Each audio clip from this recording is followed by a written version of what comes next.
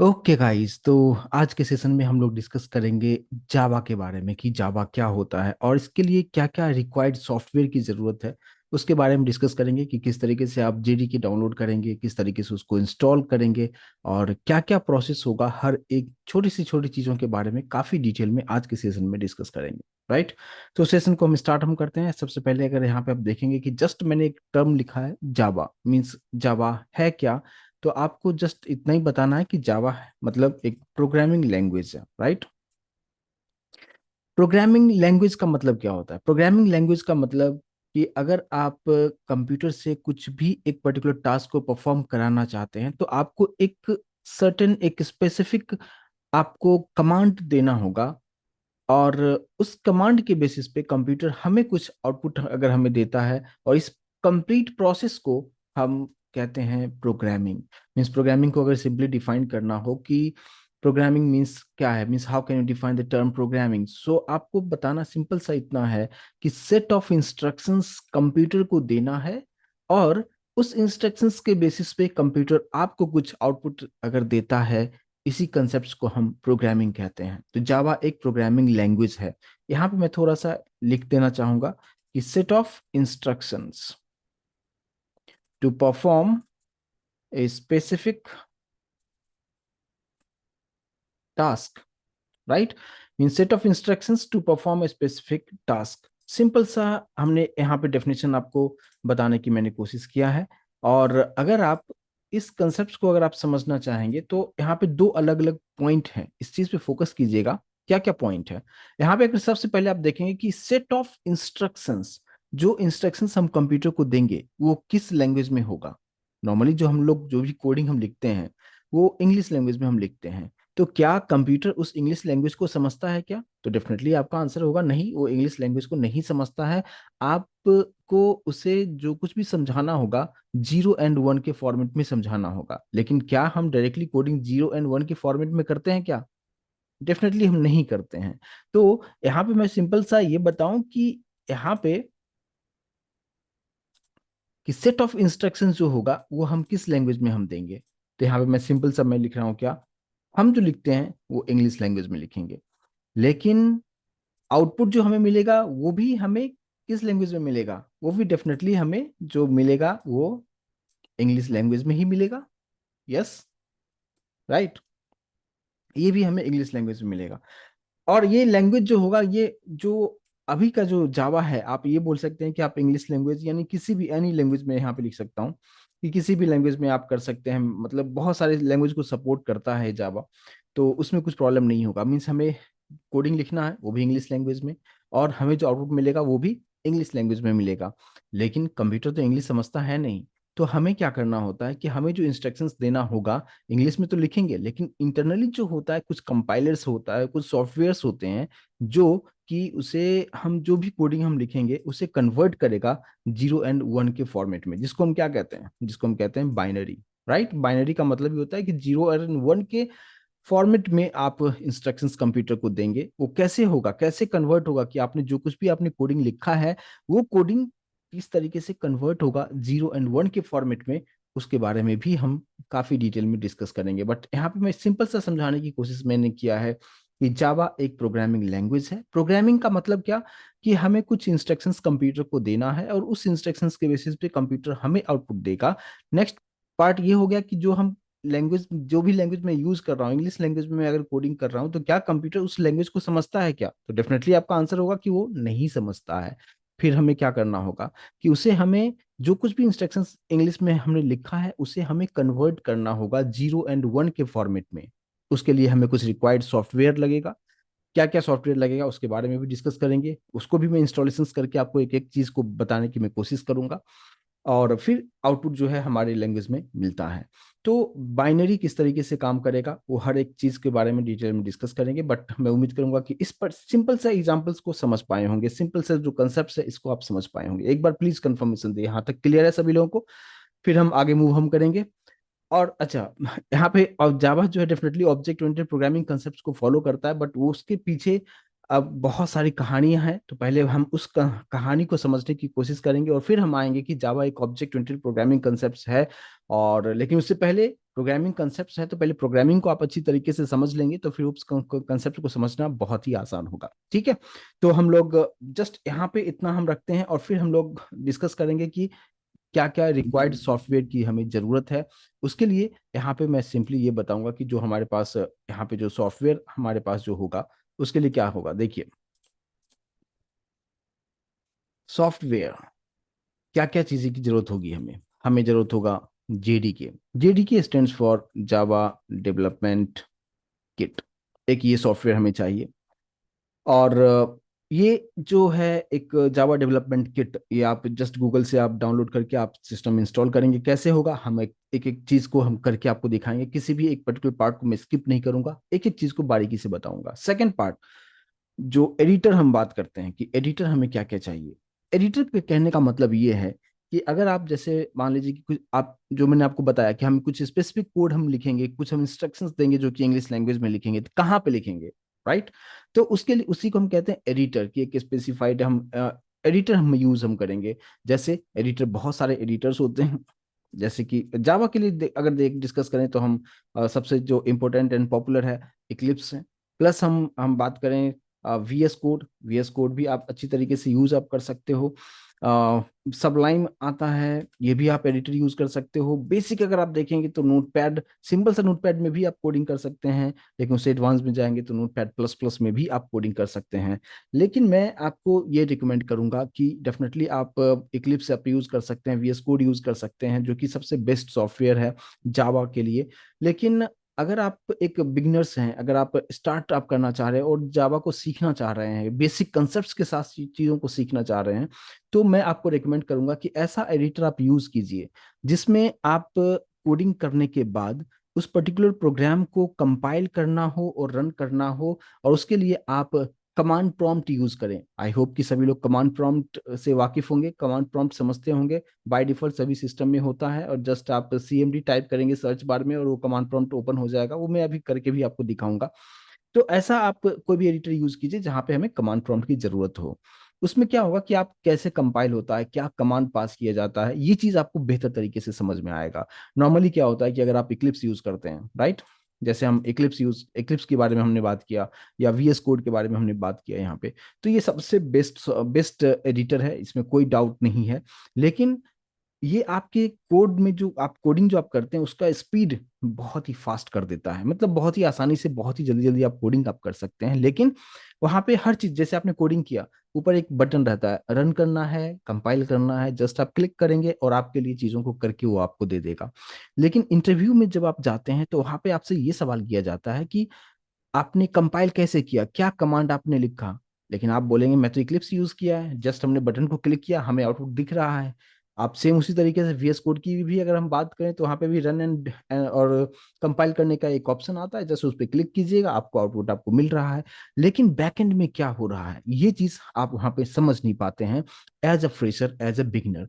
तो मैं ये आपको सजेस्ट करूंगा कि एटलीस्ट 30% सिलेबस जो है कोर जावा का, आप नोटपैड प्लस प्लस यूज कीजिए या सबलाइन यूज कीजिए या कोई भी ऐसा एडिटर यूज कीजिए जहां जिसको रन करने के लिए हमें कमांड प्रॉम्प्ट का हेल्प लगे। तो आपका कंसेप्ट, बेसिक कंसेप्ट अच्छी तरीके से क्लियर होगा कि इंटरनली कंपाइलेशन का एक्चुअल मीनिंग क्या होता है, आप रन कैसे करते हैं, क्या कमांड हम पास करते हैं। ऐसा नहीं कि जस्ट एक बना बनाया आपको दे दिया सॉफ्टवेयर, क्लिक करेंगे आउटपुट आपको मिल रहा है। लेकिन अगर आप एक अच्छा प्रोग्रामर बनना चाहते हैं तो डेफिनेटली आप इस बात पे भी ध्यान दें कि आप जो कुछ भी चीजों को कर रहे हैं, आपको हर एक कमांड, हर एक कोड का क्या मीनिंग है, आपको अच्छी तरीके से आना चाहिए। राइट, आई होप कि इस चीज को समझ पाए होंगे। तो मेरे कहने का सिंपल सा मीनिंग बस इतना सा है कि आपको करना ये है कि आपको जनरली हमें जस्ट दो सॉफ्टवेयर हमें चाहिए। जेडीके, जिसको मैंने कहा कि जावा डेवलपमेंट किट, ये सॉफ्टवेयर आपको इंस्टॉल करना है, कंपलसरी तौर पे करना ही है। दूसरा, आप एडिटर में आप कोई भी यूज कर सकते हैं, बट मैं रिकमेंड करूंगा कि वीएस कोड और इक्लिप्स अभी नहीं यूज करें। अगर आप स्टार्ट कर रहे हैं सीखने का, स्टार्टिंग कर रहे हैं आप, तो आप नोटपैड प्लस प्लस यूज कीजिए, सबसे बेस्ट और इजीएस्ट वे में आप इस चीज को आप समझ पाएंगे और बेसिक कंसेप्ट के साथ समझ पाएंगे, राइट। तो ये दोनों ही सॉफ्टवेयर पे हम लोग अभी उसको डाउनलोड करेंगे, आपके सामने में हर एक चीज आपको करके दिखाऊंगा और उसका आप एडवांटेज आप डेफिनेटली आपको मिलेगा, ठीक है। तो हम मूव करते हैं नेक्स्ट पार्ट पे कि अब हम जावा डेवलपमेंट किट कैसे डाउनलोड करेंगे, हम कैसे चेकआउट करेंगे कि अभी मेरे सिस्टम में जेडीके है या नहीं है, ताकि आपको समझ में आए कि हाँ अभी नहीं है, और जब हमने इंस्टॉल किया तो किस तरीके से आ रहा है। तो उसको हम पहले यहाँ पे समझने की कोशिश हम करते हैं। यहाँ पे मैं एक न्यू स्क्रीन आपके साथ में शेयर कर रहा हूँ, और जो कि है गूगल का, राइट। देख पा रहे होंगे सभी लोग, राइट। अब देखिए, यहाँ पे हम लोग जस्ट यहाँ पे टाइप कीजिए जेडीके, आपको टाइप करना है जेडीके डाउनलोड। और जब आप जेडीके डाउनलोड पे आप क्लिक करते हैं तो बहुत सारे ऑप्शंस आपको देखने को मिलेगा।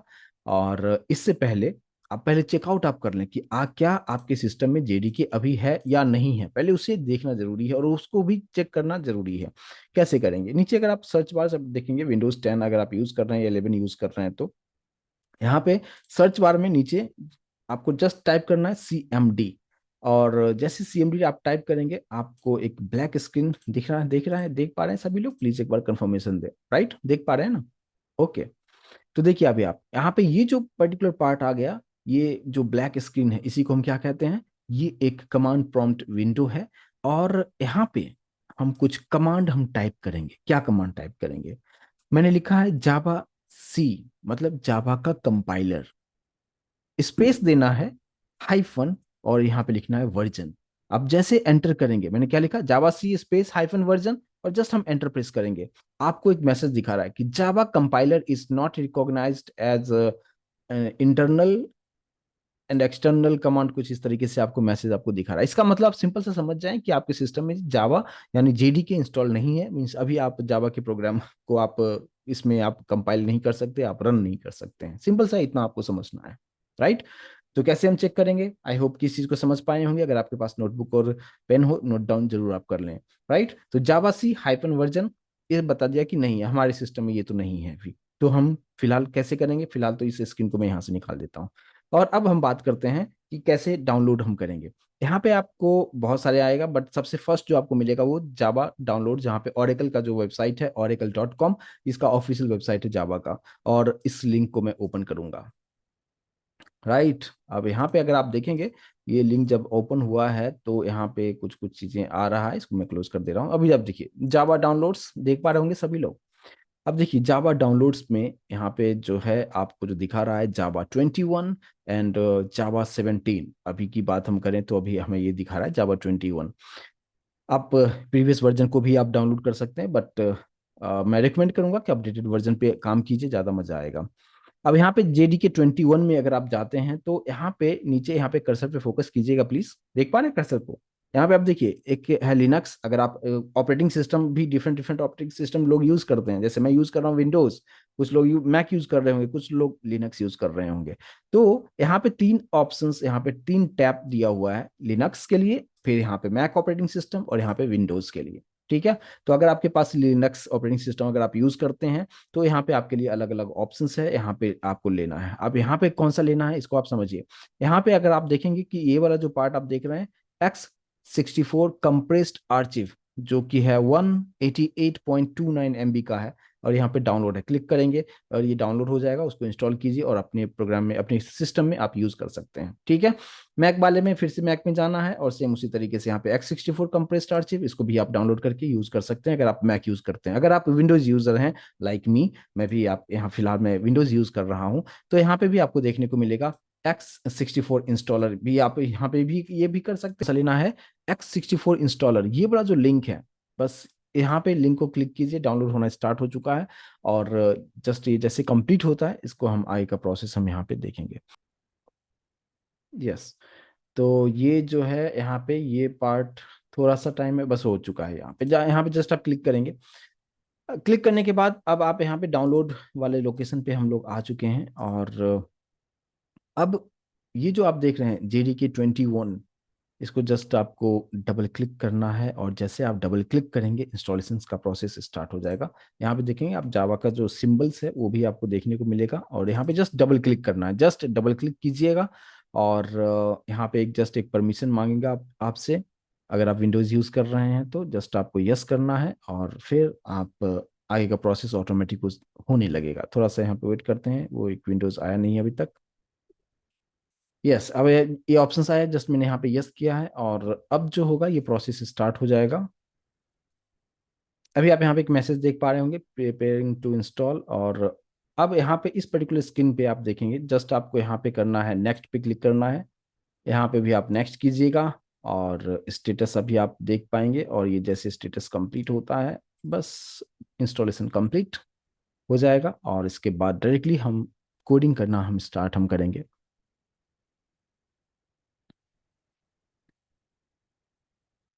और अभी आप यहाँ पे देख पाएंगे मैसेज आपको दिखा रहा है सक्सेसफुली इंस्टॉल्ड। राइट, क्लियर है, सक्सेसफुली इंस्टॉल्ड आपको दिखा रहा है। जस्ट यहाँ पे इसको क्लोज कीजिए, और क्लोज करने के बाद बस इस विंडो को भी क्लोज हम कर सकते हैं। बट फिलहाल अब डायरेक्टली यहाँ से हम लोग CMD ओपन करके आपको दिखाता हूँ। जिस तरीके से हमने लास्ट टाइम देखा था, CMD ओपन किया था, सेम उसी तरीके से यहाँ पे हम जस्ट टाइप करेंगे CMD, जहाँ पे मेरा कमांड प्रॉम्प्ट विंडो ओपन हो चुका है। और इस कमांड प्रॉम्प्ट विंडो पे हम लोग क्या करेंगे, हमें जस्ट टाइप करना है, क्या लिखा था हमने उस वक्त, जावा सी हाइफन और वर्जन। जैसे आप एंटर करेंगे, और एंटर करने के बाद यहाँ पे आपको दिखा रहा है जावा C 21.0.2, ये उसका वर्जन है, इंस्टॉल हो चुका है। लेकिन उस टाइम आपने देखा था वहां पे दिखा रहा था Java C is not recognized internal something, बहुत सारे मैसेज आपको दिखा रहा था। तो इससे आपको समझ में आ जाएगा कि हाँ, अब मेरे सिस्टम में जावा जो है यानी JDK जो है प्रॉपर्ली इंस्टॉल्ड हो चुका है। और अब आप अपने सिस्टम में जावा का कोडिंग कर सकते हैं, उसको कंपाइल कर सकते हैं, उसको रन भी कर सकते हैं, दोनों ही चीजों को आप कर सकते हैं। अब यहाँ पे एक छोटा सा कोड हम करके देखते हैं कि ये प्रॉपर तरीके से काम कर रहा है या नहीं कर रहा है। ठीक है, तो फिलहाल इसको भी हम रखते हैं, फिर मुझे इसका यूज तो होगा ही होगा।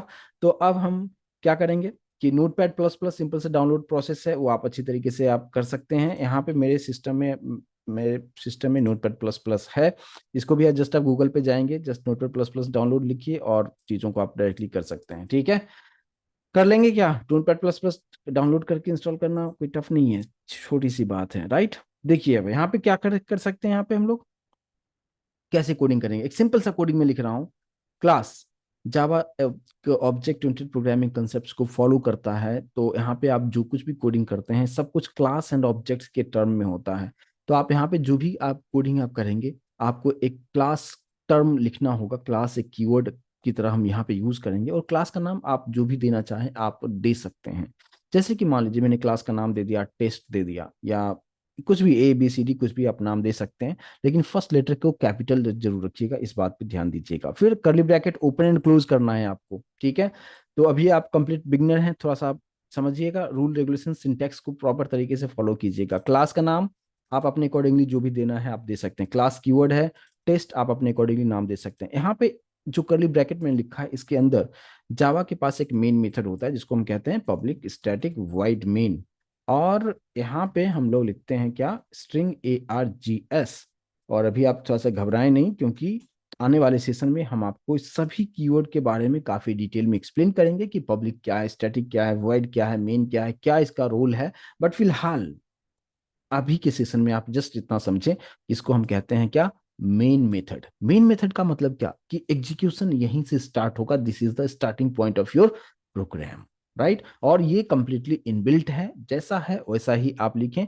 लेकिन आने वाले सेशन में इसके लिए कंप्लीट 1 आवर का सेशन में कंप्लीट सिर्फ इसी के बारे में बताऊंगा कि मेन मेथड में जितने भी कीवर्ड्स मैंने अभी लिखा है उसका क्या सिग्निफिकेंट है। राइट, ये बहुत लंबी कहानी होगी। बट फिलहाल अभी हमें जस्ट चेक करना है कि अभी जो हमने JDK जो डाउनलोड करके इंस्टॉल किया है, क्या वो प्रॉपर तरीके से काम कर रहा है कि नहीं कर रहा है, कैसे हम एक सिंपल से प्रोग्राम को रन कर सकते हैं। जस्ट ये मुझे आज के सेशन में मुझे बस इतना ही बताना है। राइट, तो इसलिए इसको आप समझे कि ये मेन मेथड है, एज इट इज आपको लिखना ही लिखना है। ठीक है, फिर से यहाँ पे हम लोग curly bracket open and close करेंगे। ये जो curly bracket open and close किया था जो लाइन नंबर 2 और 7 में है, ये क्लास का है, और ये जो है ये हमारा मेन मेथड का है। और इसी के अंदर में हम कुछ कोड लिखेंगे। जैसे अगर आपने थोड़ा बहुत सी प्रोग्रामिंग देखा होगा, वहां पे कुछ भी मैसेज को प्रिंट करने के लिए हम लोग क्या यूज करते हैं, प्रिंट एफ यूज करते हैं। उसी तरीके से C++ में हम लोग सी आउट यूज करते हैं। अगर आप जावास्क्रिप्ट की बात करें तो वहां पे डॉक्यूमेंट डॉट राइट यूज करते हैं, राइट। सेम उसी तरीके से जावा की अगर हम बात करें तो यहाँ पे हम लोग यूज करते हैं क्या, system dot out dot print, हम करते हैं system dot out dot print. ठीक है, इस बात पे ध्यान देना है, दो चीज पे फोकस कीजिएगा कि यहाँ पे मैंने क्लास का नाम जो लिखा है टेस्ट, उसका जो फर्स्ट लेटर है वो कैपिटल रखा है। पब्लिक स्टैटिक वाइडमेंट की बात करें तो सब कुछ स्मॉल में है, और सिर्फ स्ट्रिंग का जो एस है वो कैपिटल में है। सिस्टम में एस कैपिटल है, बाकी सभी स्मॉल में है।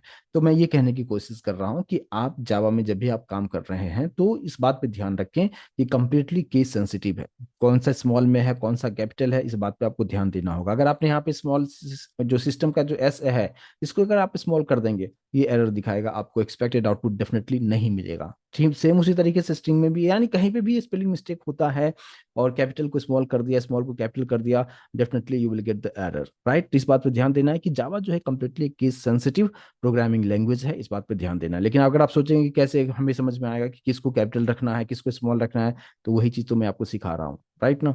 तो इसलिए मैं आपको इस चीज पे पहले से आपको फोकस करके बताया, लेकिन इसका भी क्या कुछ रीजन है कि क्लास का नाम हमेशा जो होता है फर्स्ट लेटर कैपिटल होता है, यहाँ पे सिस्टम भी एक क्लास होता है, स्ट्रिंग भी एक क्लास की तरह काम कर रहा है।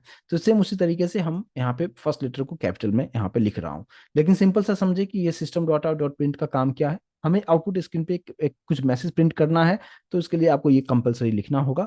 और ब्रैकेट में डबल कोट के अंदर में आप जो कुछ भी लिखेंगे, मैंने लिखा hello how are you, just एक सिंपल सा एक मैसेज में प्रिंट करना चाहता हूँ, और लास्ट में सेमी कॉलन आपको देना है।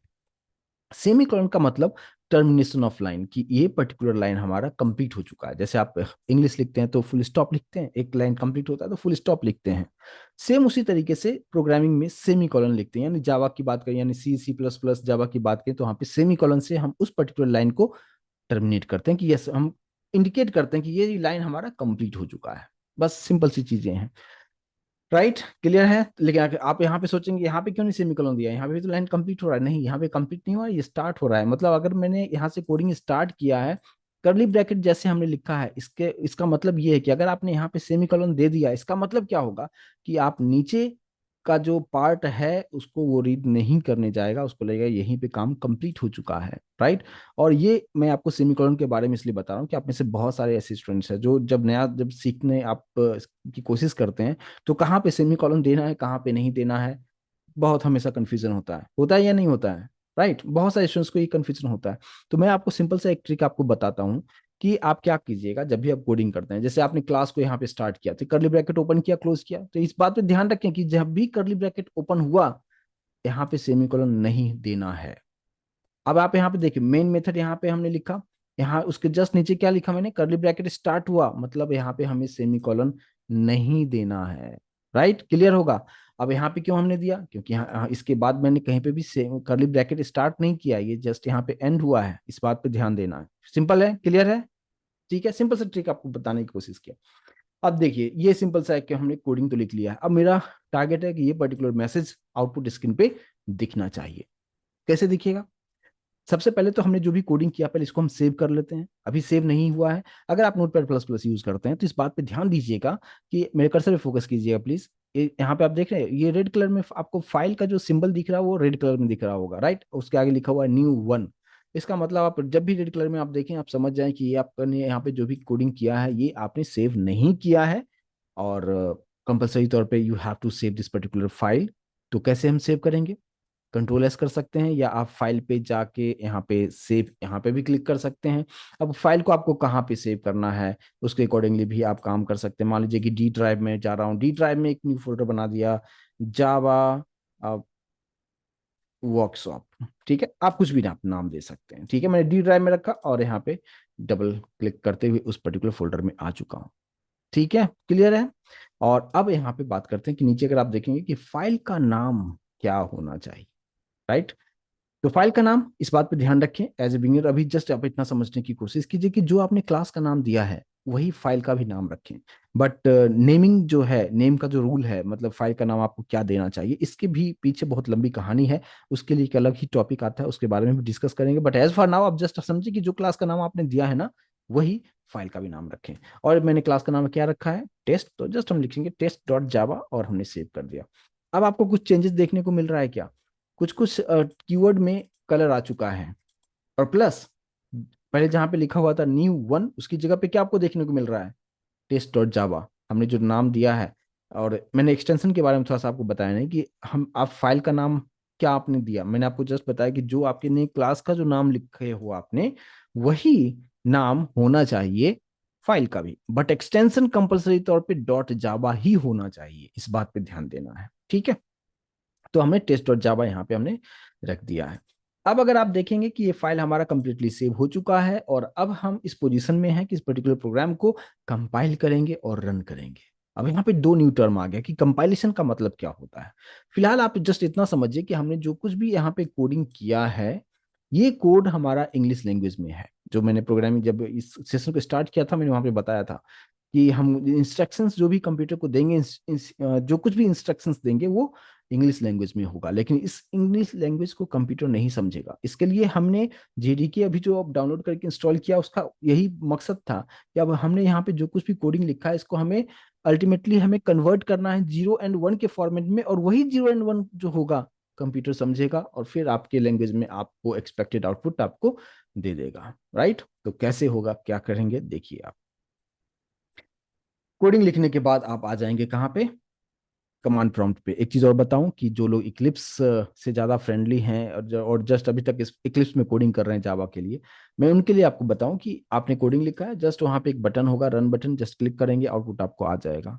कैसे कंपाइल हुआ, रन हुआ, आपको वहां पे ये सारी चीजें समझ में बिल्कुल नहीं आएगा। लेकिन अगर आपने यहाँ पे कोडिंग किया है, तो वो चीज आपको मैं बेहतर तरीके से यहाँ पे मैं आपको समझा पाऊंगा। देखिए क्या सब करेंगे। हम आ चुके हैं कहाँ पे, ये हमारा क्या है, कमांड प्रॉम्प्ट विंडो है, राइट। कमांड प्रॉम्प्ट विंडो पे अभी जो पॉइंटर यहाँ पे आप देख रहे हैं, जो व्हाइट कलर का जो ब्लिंक हो रहा है, राइट। ये जो ब्लिंक हो रहा है, ये बता रहा है कि इसका पॉइंटर कहाँ है। अभी जो है कंप्यूटर का पॉइंटर कहाँ पे है, बता रहा है कि सी ड्राइव में यूजर्स फोल्डर के अंदर में एडमिन है, वहां पे ये है। लेकिन मेरा प्रोग्राम कहाँ पे है, इस बात पे फोकस कीजिए। मैंने प्रोग्राम को कहाँ पे सेव किया है, जस्ट कहाँ पे सेव किया हमने, हमने सेव किया है यहाँ पे भी कर्सर रखेंगे तो बताएगा कि डी ड्राइव के अंदर जावा वर्कशॉप नाम का एक फोल्डर है, और उस पर्टिकुलर फोल्डर में हमने टेस्ट और जावा को सेव किया है, राइट। उस लोकेशन पे भी अगर आप जाना चाहेंगे क्या, तो हम चलते हैं, इसमें क्या प्रॉब्लम है। अगर हमने फाइल का नाम क्या रखा था, जावा जावा जावा जावा वर्कशॉप रखा था, जावा वर्कशॉप रखा था, राइट। आप देख सकते हैं यहाँ पे, ठीक है, देख पा रहे हैं स्क्रीन को, जहां पे आपको जस्ट एक फाइल अभी आप यहाँ पे देख पाएंगे, टेस्ट देखने को मिलेगा, ठीक है। अब इस लोकेशन पे भी हम लोग आ चुके हैं। सबसे पहले करना क्या होगा कि आपको, आपने जिस जिस लोकेशन में प्रोग्राम को सेव किया, उस लोकेशन पे हमें जाना होगा, यहां से जाना होगा, ठीक है। कैसे जाएंगे, हमें जाना है डी ड्राइव में। हमारा प्रोग्राम कहाँ पे है, डी ड्राइव में। सबसे पहले डी लिखेंगे और कोलन लिखेंगे, ठीक है, और हम एंटर करेंगे। आप देख पाएंगे क्या, हम डी ड्राइव में आ चुके हैं। यहाँ पे आप लोकेशन जो कर्सर है उसे फोकस कीजिएगा प्लीज, ठीक है। पहले सी में थे, अब हम डी में आ चुके हैं। क्या क्या हमने लिखा कमांड, डी कोलन, हम आ चुके हैं। उसी तरीके से आपके सिस्टम में होगा क्या, ई ड्राइव हो सकता है, एफ ड्राइव हो सकता है, तो जस्ट आप जो भी ड्राइव का नाम है वो लिखें और कोलन लिखें, हो जाएगा। लेकिन सी में है तो कुछ अलग रूल होता है, ठीक है। तो सी वाले में सी कोलन करके आप सी में नहीं जा सकते हैं, ठीक है, उसके लिए अलग चीजें हैं। हाँ, वो भी हम आगे डिस्कस करेंगे, ठीक है। तो आप लोग भी थोड़ा सा इस पे काम कीजिएगा कि कैसे हम सी ड्राइव में जाएंगे, बहुत सारे लोग जानते भी होंगे। चलिए, अब देखिए यहाँ पे डी कोलन में हम डी कोलन लिखा और हम डी ड्राइव में आ चुके हैं। अब डी ड्राइव में कहाँ पे है मेरा जो पर्टिकुलर फाइल जो है वो कहाँ पे है, यहाँ भी आप देख सकते हैं ऊपर ऊपर कि डी ड्राइव में जावा वर्कशॉप नाम का फोल्डर आपके सामने में हमने क्रिएट किया था, राइट ना। तो हम यहाँ पे क्या लिखेंगे, सी डी। अब सी डी एक न्यू न्यू टर्म मैंने यहाँ पे लिखा, C D stand for change directory. D drive में तो है, बट डी ड्राइव में बहुत सारे फोल्डर्स था, लेकिन मुझे जो जाना है वो कहाँ जाना है, मुझे जाना है जावा वर्कशॉप फोल्डर में जाना है। तो हम क्या लिखेंगे, सीडी। सीडी मतलब change directory to Java workshop, ठीक है, समझ में आ रहा होगा। सीडी मतलब चेंज डायरेक्टरी, मतलब डायरेक्टरी को बता रहे हो कि चेंज करो और हमें पहुंचाओ कहाँ पे, जावा वर्कशॉप फोल्डर में पहुंचाओ। एंटर करेंगे, एंटर जैसे करेंगे आप पहुंच चुके हैं कहाँ पे, जावा वर्कशॉप फोल्डर में आप आ चुके हैं, और यही इसी लोकेशन पे आपका प्रोग्राम सेव है, जिसका नाम है टेस्ट डॉट जावा, जो कि अभी आप यहाँ पे भी ऊपर आप देख पाएंगे, ठीक है। अब यहाँ पे आता है जो हमने जावा अभी इंस्टॉल किया था जेडीके, उसका काम अब आएगा। अब यहाँ पे हमें क्या करना होगा कि कुछ कमांड लिखना होगा। वो कमांड क्या होगा, जावा सी अच्छा, आपके पास नोटबुक और पेन हो तो प्लीज नोट डाउन कर लीजिएगा इस स्टेप्स को, मीन्स क्या क्या कमांड मैं दे रहा हूँ, ताकि आप जब आप खुद से कोडिंग करेंगे तो उस पर चीज़ों को समझना आसान होगा, कुछ कुछ पॉइंट मिस ना हो जाए। तो इस बात पे ध्यान दीजिएगा। हाँ, तो हम यहाँ पे क्या हमने लिखा, जावा सी, सभी स्मॉल में लिखना है, इस बात पे ध्यान देना है। जावा सी, सी स्टैंड्स फॉर कंपाइलर, यानी जावा की कंपाइलर को बोल रहे हो क्या, कि मेरे पास एक फाइल है जिसका नाम है टेस्ट डॉट जावा, और इसे आप कन्वर्ट कीजिए, कंपाइल कीजिए। तो कंपाइल क्या का मतलब क्या होगा, कि कंपाइल करने का मतलब कि आपका जो टेस्ट डॉट जावा फाइल है उसको वो कन्वर्ट कर देगा एक बाइट कोड में। बाइट कोड किसको कहते हैं, कि जिसका एक्सटेंशन डॉट क्लास हो। डॉट क्लास का मतलब क्या, अभी देखिए, अभी जो हमने यहाँ पे टेस्ट डॉट जावा एक फाइल बनाया, इसका एक्सटेंशन क्या है, डॉट जावा है, राइट ना। अभी जस्ट आपके सामने में बनाया जो टेस्ट डॉट जावा, एक जावा का फाइल है जिसका एक्सटेंशन है डॉट जावा।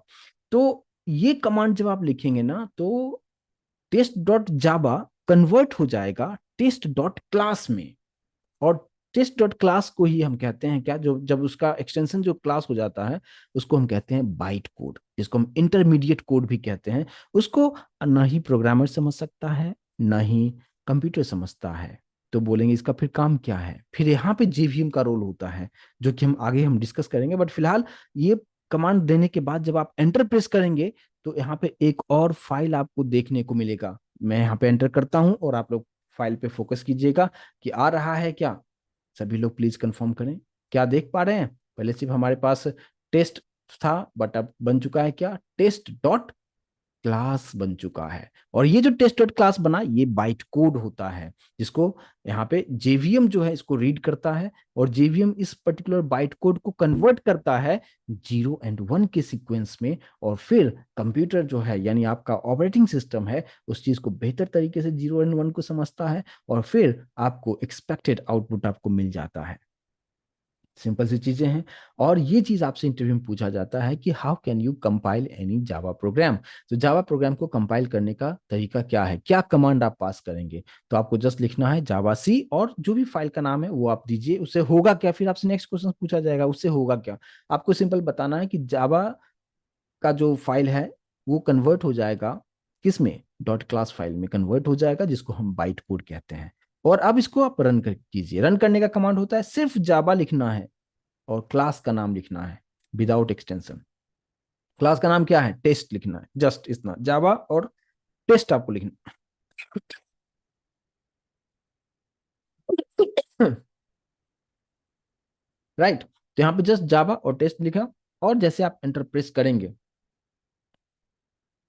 आउटपुट आ रहा है, hello how are you print करके आपको दिखा रहा है। राइट, तो ये होता है कि जावा प्रोग्राम को कैसे हम कंपाइल करेंगे, कैसे रन करेंगे। कंपाइल किया तो यहाँ पे कौन कौन से फाइल बनते हैं, हर एक चीज के बारे में बारीकी से आपको बताया।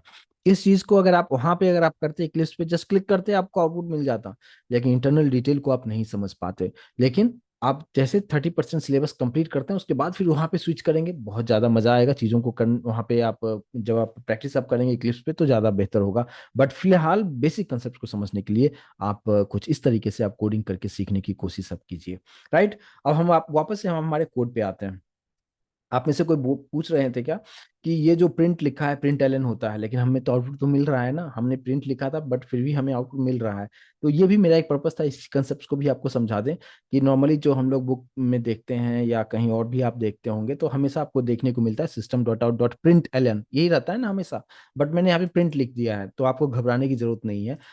मैंने यहाँ पे ये जो पार्ट लिखा है ना, इसी को मैं फिर से कॉपी कर लेता हूँ और यहाँ पे नीचे रख दिया है। ठीक है, क्लियर है। अब दो लाइन हमारे पास हो चुका है, इसको मैंने सेव किया, हेलो हाउ आर यू, और कुछ इस तरीके से दो दो लाइन हमने लिखा है। ठीक है।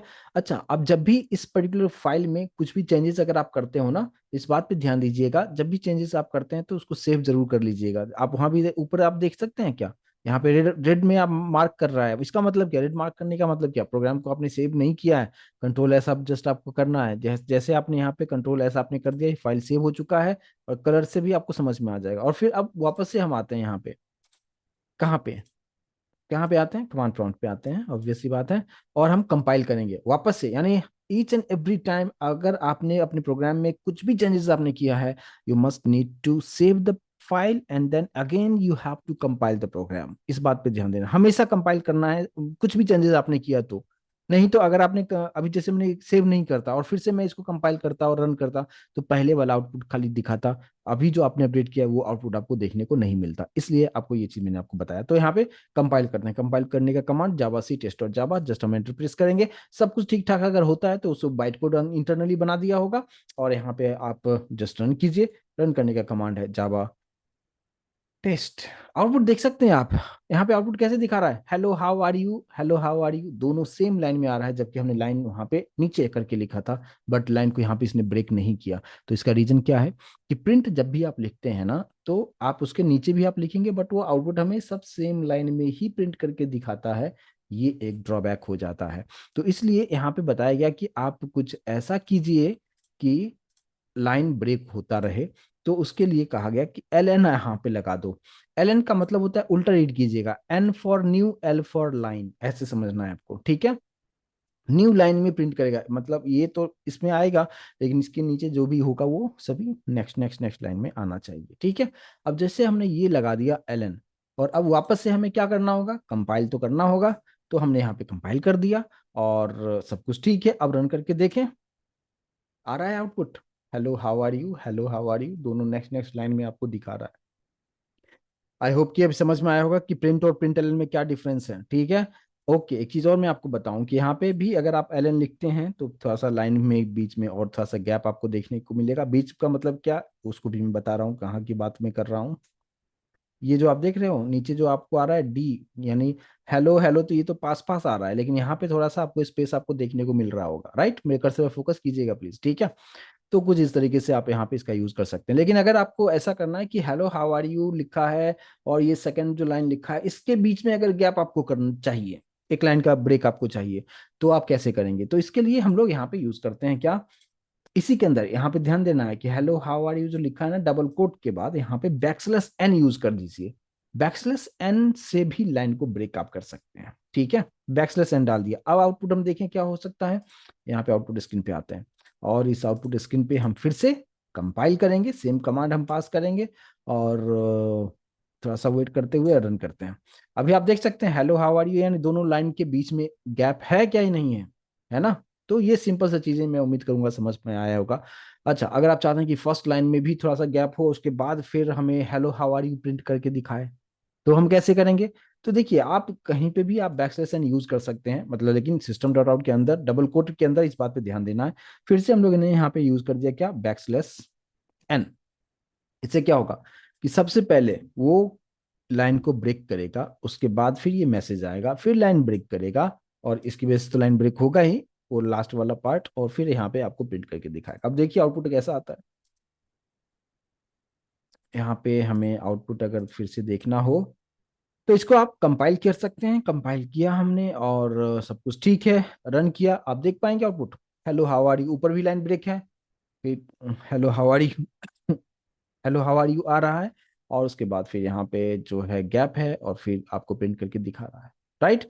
क्लियर है। तो ये चीजें मैं उम्मीद करूंगा कि इस चीज को अभी आप बेहतर तरीके से समझ पाए होंगे कि system dot out dot print और प्रिंट एलन में क्या डिफरेंस है।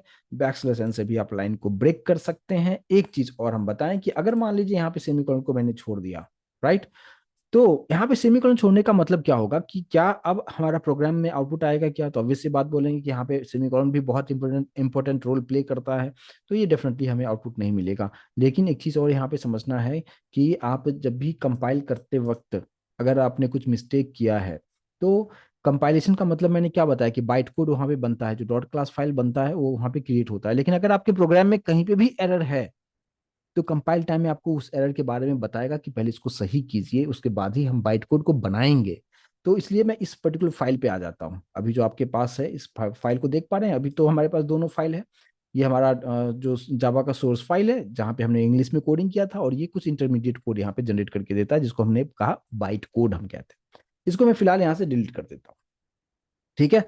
अब इसको डिलीट करने के बाद अब हम आते हैं यहीं पे, हमने वहां पे कोडिंग में क्या मिस्टेक किया है, हमने मिस कर दिया, सेमीकोलन को मैंने मिस कर दिया है, इस बात पे ध्यान दीजिएगा। अब मैं इस पर्टिकुलर प्रोग्राम को कंपाइल में करता हूँ। मेरा क्वेश्चन है कि क्या अभी हमारा बाइट कोड बनेगा या नहीं बनेगा। तो आपको जस्ट आंसर करना है कि अगर आपके प्रोग्राम में कुछ भी एरर है, कंपाइल करने के बाद बाइट कोड नहीं बनेगा। कैसे नहीं बनेगा? जैसे मैं यहाँ पे एंटर प्रेस करता हूँ, आप देख सकते हैं कुछ यहाँ पे मैसेज आपको दिखा रहा है। क्या मैसेज दिखा रहा है? मैसेज ये दिखा रहा है आपको कि टेस्ट डॉट जावा फाइल का नाम के बारे में बताया। लाइन नंबर 5, एरर क्या है? Semi colon expected. कहाँ पे है वो भी आपको यहाँ पे मार्क कर रहा है कि यहाँ पे आपने सेमी कॉलन को मिस किया है, 1 एरर। लेकिन क्या यहाँ पे फाइल बना? क्या नहीं ना, नहीं बना। ये भी इंटरव्यू क्वेश्चंस होता है कि अगर आपके जावा कोडिंग लिखा है, उसमें कहीं पे भी मिस्टेक, आपने गलती से कुछ भी मिस्टेक आपने कर दिया है, और फिर आप कंपाइल करते हैं, तो कंपाइलेशन के बाद आपको ये मैंने बताया कि बाइट कोड जनरेट होता है, बट कब जनरेट होता है? जब आपका कोड 100% करेक्ट हो, कहीं पे भी एरर नहीं होगा, तो ही बाइट कोड जनरेट करेगा, अदरवाइज बाइट कोड नहीं जनरेट होगा। और आपको यहाँ पे पहले एरर आपको दिखाएगा, बोलेगा पहले भाई इसको सही कर लो आप, उसके बाद ही हम बाइट कोड को बनाएंगे। और ये इंटरव्यू क्वेश्चंस होता है। क्लियर है? तो बहुत ही बारीकी से बताने की कोशिश कर रहा हूं, और मैं उम्मीद करूंगा कि अब आप समझ पा रहे होंगे इस चीज को। तो पहले हम सही कर लेते हैं, हम वापस से अपने कोडिंग पे आते हैं। और हमारे कोडिंग पे जो जहाँ पे मैंने मिस किया था सेमीकोलन, फिर से मैं वहाँ पे वापस से वो कोडिंग सही कर दिया है मैंने। और वापस से उस फोल्डर पे भी रखता हूँ, ताकि आपको भरोसा हो जाए कि मैं जो बता रहा हूँ कहीं गलत तो नहीं बता रहा हूँ। राइट ना? चलिए, यहाँ पे जावा सी टेस्ट डॉट जावा लिखा, और यहाँ मैं यहाँ पे एंटर कर रहा हूँ। जैसे मैं एंटर करूंगा, कोड हमारा अगर सही है, तो आप देख पाएंगे टेस्ट डॉट क्लास बन चुका है। राइट ना? तो कुछ इस तरीके से अब आप इसको रन कीजिए। रन करने का कमांड आप अच्छी तरीके से जानते हैं, जावा टेस्ट, और यहाँ पे एज इट इज आउटपुट पहले की तरह हमें दिखा रहा है। तो जस्ट मैंने एरर के बारे में भी थोड़ा सा समझाने की कोशिश किया कि एरर को किस तरीके से आप यहाँ पे आप देख सकते हैं, और एरर अगर है तो आपके प्रोग्राम में क्या इफेक्ट पड़ता है, कंपाइलेशन क्या होता है, एग्जीक्यूशन क्या होता है, दोनों पार्ट। यानी पहले जो हमने लिखा जावा सी फाइल का नाम डॉट जावा, इसको हम क्या कहते हैं? कंपाइल करना। सेकंड जो पार्ट था जावा और सिर्फ क्लास का नाम, वो रन करने का पार्ट था। तो कंपाइल करने का मतलब क्या हुआ कि जो हमारा सोर्स कोड है वो कन्वर्ट होगा बाइट कोड में। बाइट कोड को कौन समझता है? सिर्फ जेवीएम समझता है। जेवीएम क्या होता है? जावा वर्चुअल मशीन होता है, जो आपके सिस्टम में आ जाता है कब? जब आप जेडीके इंस्टॉल करते हैं। अभी हमने मेरे सिस्टम में जेडीके इंस्टॉल किया, तो बाई डिफॉल्ट जेवीएम भी उसी में रहता है। और जेवीएम का काम होता है कि बाइट कोड को रीड करना और उसको कन्वर्ट करना बाइनरी में, 0 और 1 में। यानी टेस्ट डॉट क्लास है, इसका यूज कौन करेगा? इसका यूज करेगा जेवीएम यूज करेगा। और उसका काम है कि इस टेस्ट डॉट क्लास को रीड करके उसको बाइनरी में कन्वर्ट करना, और फिर आपको एक्सपेक्टेड आउटपुट दे देता है। राइट? क्लियर होगा? तो ये एक पार्ट हमने आपको बताया कि आज के सेशन में, कि जावा क्या है, एक प्रोग्रामिंग लैंग्वेज है। प्रोग्रामिंग क्या है उसके बारे में आपको बताया।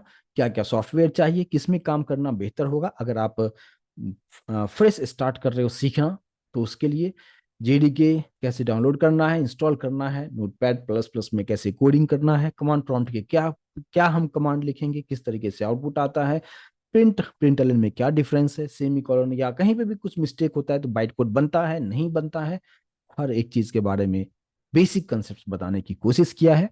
प्लीज आप लोग भी इस तरीके से एक बार करके आप देखें, और फिर आगे का पार्ट हम आने वाले सेशन में डिस्कस करेंगे। बट यहाँ तक मैं उम्मीद करूंगा अच्छी तरीके से आप लोग समझ पाए होंगे। प्लीज एक बार कंफर्मेशन जरूर दीजिएगा, ऑल क्लियर है, अच्छी तरीके से समझ में आया क्या? चलिए guys, thank you so much.